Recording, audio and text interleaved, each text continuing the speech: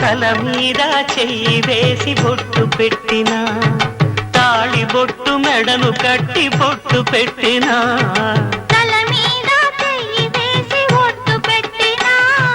తాళి బొట్టు మెడను కట్టి బొట్టు పెట్టినా, సన్ని కళ్ళు తొక్కినా సప్తపదులు మెట్టినా, సన్ని కళ్ళు తొక్కినా సప్తపదులు మెట్టినా, మనసు మనసు కలపడమే